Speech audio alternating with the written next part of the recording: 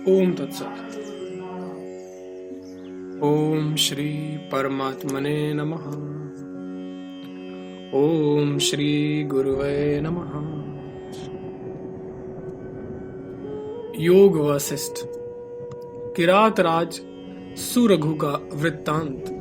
महर्षि मांडव्य का सुरघु के महल में पधारना और उपदेश देकर अपने आश्रम को लौट जाना।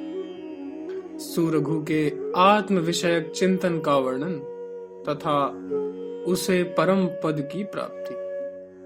श्री वशिष्ठ जी कहते हैं, राघव, इस विषय में एक प्राचीन इतिहास का दृष्टांत दिया जाता है जो किरात राज सुरघु का परम विस्मयजनक वृत्तांत है। पूर्व काल में हिमालय के शिखर भूत कैलाश के मूल देश में हेमजट नामक किरात निवास करते थे। उनका जो राजा था उसका नाम सुरघु था। वह उदार चेता एवं शत्रु नगरी पर विजय पाने वाला था। विजय लक्ष्मी तो मानो उसकी भुजा ही थी। वह बलवान तथा प्रजा पालन में दक्ष था। पराक्रम में तो वह सूर्यतुल्य और बल में साक्षात मूर्तिमान वायु के समान था। उसने नाना प्रकार के राज वैभवों तथा विविध धन संपत्तियों से गुह्य का अधिपति कुबेर को, ज्ञान से इंद्र गुरु बृहस्पति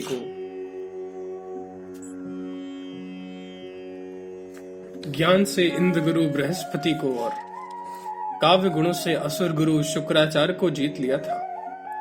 वह यथा अवसर प्राप्त हुए राज कार्यों को निग्रह अनुग्रह की व्यथा से उत्साह पूर्वक करता था।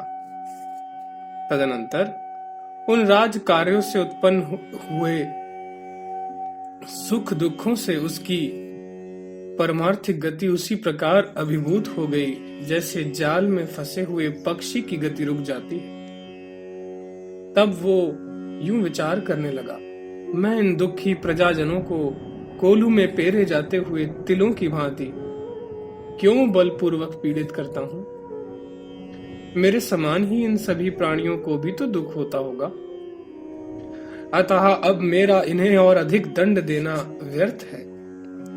मैं इन्हें धन संपत्ति प्रदान करूंगा, क्योंकि मेरी तरह सभी लोग धन से आनंदित होते हैं। अथवा निग्रह का अवसर प्राप्त होने पर उसे भी करूंगा, क्योंकि निग्रह के बिना प्रजा अपनी मर्यादा में स्थित नहीं रहती। यह मेरे लिए दंडनीय है। यह सदा मेरे अनुग्रह का पात्र है। सौभाग्य की बात है कि आज मैं सुखी हूं और दुर्भाग्यवश आज मैं दुखी हूं। यह सब अंत में कष्ट ही कष्ट है। पृथ्वीपति सुरघु का मन इस प्रकार संकल्प विकल्पों से चंचल हो गया जिससे उसे कहीं विश्राम नहीं मिला। जैसे चिरकाल की तृषा से युक्त मन जल के बड़े बड़े आवर्तों पर घूमते रहने पर भी जल के बिना कहीं शांति नहीं पाता। तदनंतर किसी समय महर्षि मांडव्य संपूर्ण दिशाओं में भ्रमण करते हुए राजा सुरघु के घर पधारे। ठीक उसी तरह जैसे देवर्षि नारद इंद्र भवन में पदार्पण करते हैं। वे मुनिराज संपूर्ण शास्त्रों के ज्ञाता थे। अतएव संदेह रूपी दुष्ट वृक्ष स्तंभ का छेदन करने के लिए कुठार स्वरूप थे। राजा ने उनका पूजन किया और यूं पूछा।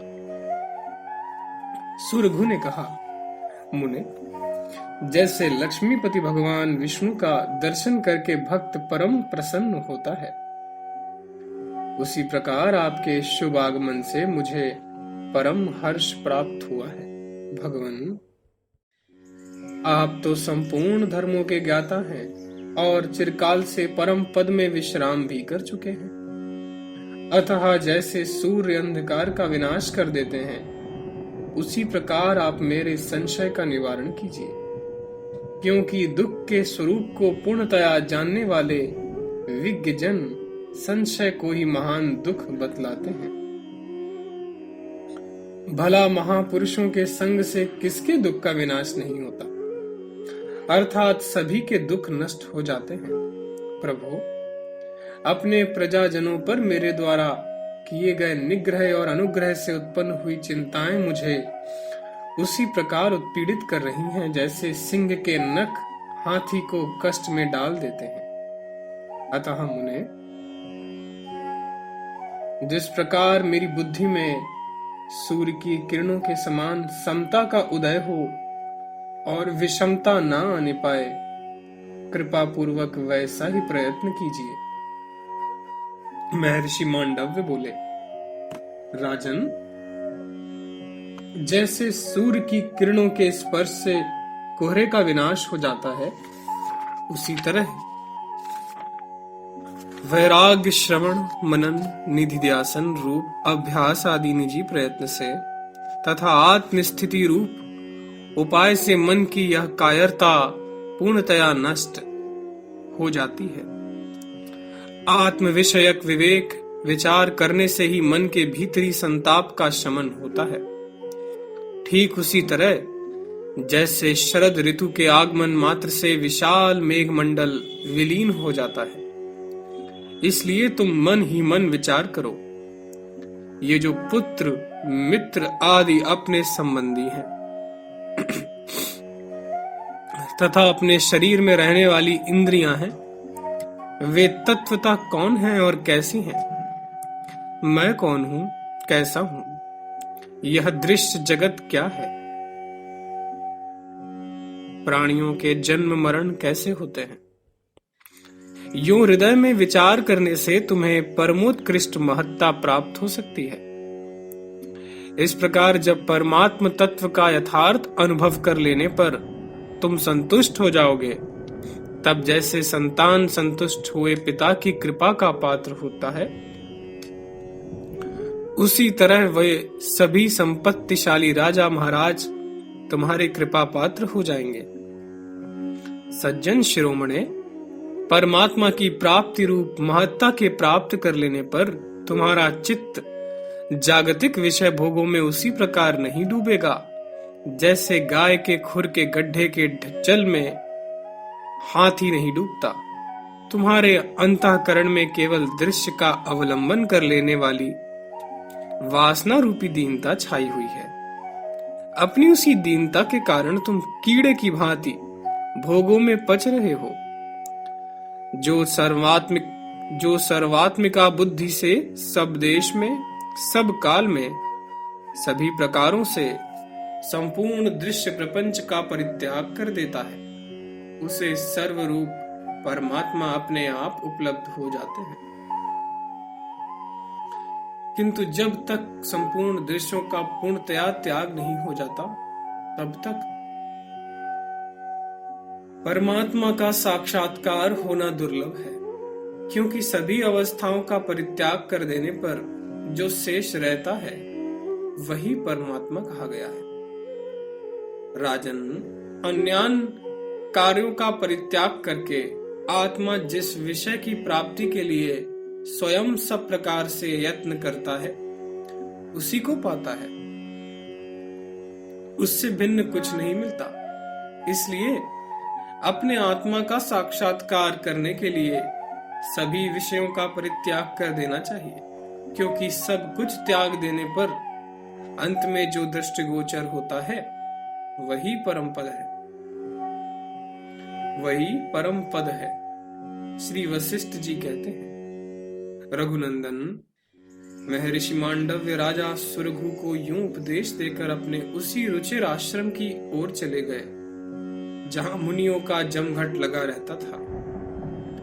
उन मुनि श्रेष्ठ के चले जाने पर राजा सुरघु किसी दोष रहित एवं एकांत स्थान में जाकर अपनी बुद्धि से यूं विचार करने लगा, वस्तुतः स्वयं मैं कौन हूं? मैं मेरु पर्वत तो हूं नहीं और ना मेरुगिरी मेरा है, ना तो मैं जगत हूं और ना जगत मेरा है। मैं पर्वत भी नहीं हूं और ना पर्वत मेरे हैं। मैं ना पृथ्वी हूं और ना पृथ्वी मेरी। यह किरात मंडल भी मेरा नहीं और ना मैं किरात मंडल हूं। केवल अपने संकेत से ही यह देश मेरा कहा जाता है। लो, मैंने इस संकेत को छोड़ दिया।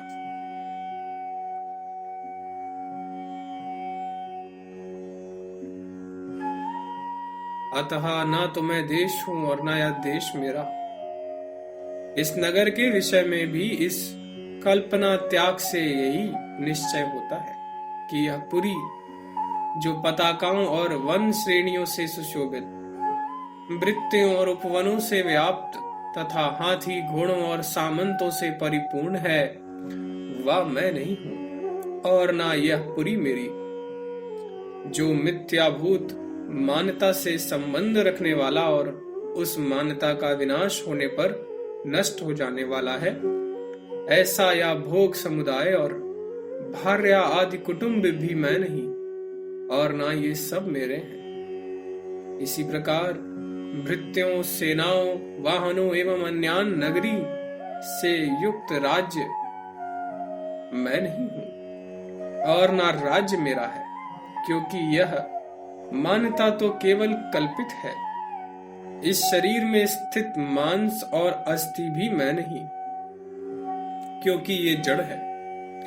कमल दल पर पड़े हुए जल की बूंद की तरह उनका मेरे साथ संबंध नहीं। इस प्रकार मांस, रक्त और हड्डियां ये सभी जड़ हैं, अतः मैं ये नहीं हूं और ना किसी दशा में ये मेरे हैं।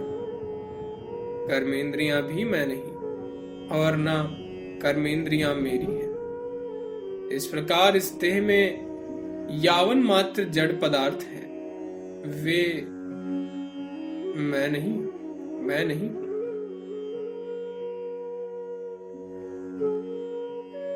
क्योंकि मैं तो चेतन हूं, मैं भोग नहीं हूं और ना भोग मेरे हैं। ज्ञानेंद्रियां भी मेरी नहीं और ना मैं ही ज्ञानेंद्रियां हूं।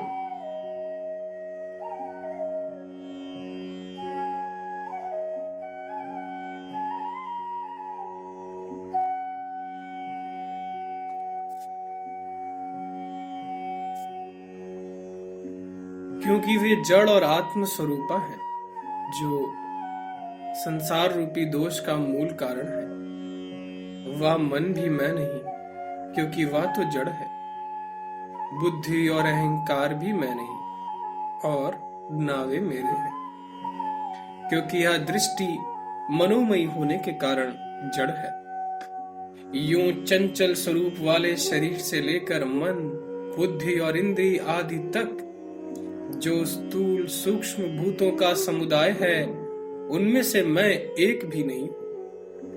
अहो, महान आश्चर्य की बात है, मैं तो संपूर्ण विकल्पों से रहित विशुद्ध साक्षी स्वरूप चेतन आत्मा हूं, जिसकी प्राप्ति के लिए मैं चिरकाल से प्रयत्नशील था। उस आत्मा की उपलब्धि तो मुझे आज ही हुई, जिस विशुद्ध आत्मा का कहीं अंत नहीं। वह तद्बोध्य असीम आत्मा ही मैं हूं। वह चेतन आत्मा निर्मल विषय दोषों से शून्य, संपूर्ण दिग्मंडल को परिपूर्ण करने वाला, सर्वव्यापक, सूक्ष्म, उत्पत्ति विनाश रहित, समस्त आकारों से परे एवं सर्वदा सर्वभाव को प्राप्त है।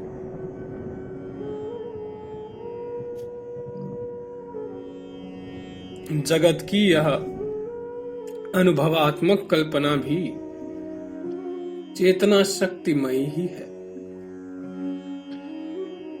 यह जो सुख और दुख की दशा का ज्ञान होता है, वह तो मिथ्या अनुभव मात्र है, तथा जो नाना प्रकार के आकारों की प्रतीति होती है, वह सब कुछ परम चेतन आत्मा ही है। जो समस्त जगत में व्यापक है, वही चेतन मेरा आत्मा है और मेरी बुद्धि का साक्षी है। वही यह चेतन है। इसी चेतन शक्ति की कृपा से मन देह रूपी रथ पर आरूढ़ होकर अनेकों सृष्टि विलासों में जाता है। वहां दौड़ धूप करता और नाचता है। वस्तुतः तो ये मन, शरीर आदि वस्तुएं कुछ भी नहीं, क्योंकि इनके नष्ट हो जाने पर भी आत्मा का कुछ नहीं बिगड़ता। चित्त रूपी नट ने ही इस जगत जाल रूपी नाटक का विस्तार किया है। इसे केवल वही बुद्धि देखती है जो दीप शिखा के समान दैदीप्यमान है।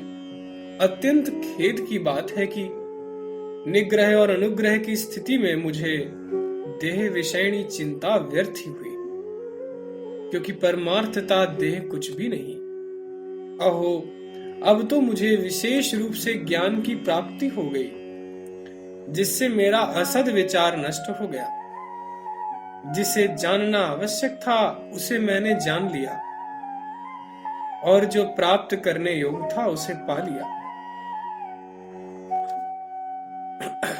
अब लोक में वे निग्रह और अनुग्रह कहाँ है, किस प्रकार के हैं, किसमें रहते हैं और उनका स्वरूप क्या है।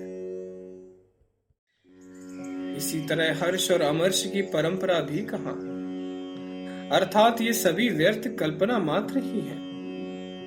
अब मैं राग शून्य, विषयों के संसर्ग से रहित और सुषुप्ति आदि अवस्थाओं से परे होकर उस विशुद्ध विज्ञान आनंद घन परमात्मा में, जो संसार भ्रम और राग आदि से शून्य है, नित्य निवास करूंगा।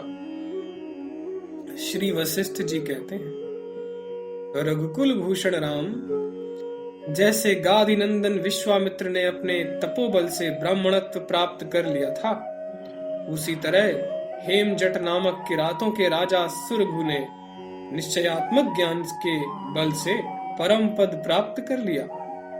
तभी से राजा सुरघु चिंता ज्वर से मुक्त हो गए। वह सर्वदा निग्रह अनुग्रह रूपी अपने राजोचित कार्यों में उसी तरह अटल बना रहता था, जैसे जल प्रवाह के सम्मुख पर्वत निष्कंप बना रहता है। हर्ष, विषाद और ईर्ष्या से रहित होकर प्रतिदिन यथा अवसर प्राप्त हुए कार्यों को न्याय पूर्वक करता हुआ राजा सुरघु अपनी उदार और गंभीर आकृति द्वारा समुद्र से भी बढ़कर सुशोभित होने लगा। उसकी वृत्ति अंतःकरण को शीतल करने वाली, निश्चलता के कारण धीर और समदर्शनात्मक थी। उस वृत्ति से वह परिपूर्ण समुद्र और चंद्रमा की भांति शोभा पाने लगा। यह सारा जगत केवल चेतन तत्व की कल्पना ही है, यूं निश्चय करने के कारण उसकी बुद्धि सांसारिक सुख दुखों से रहित हो गई थी। अतः वह पूर्ण रूप से प्रकाशित हो रही थी।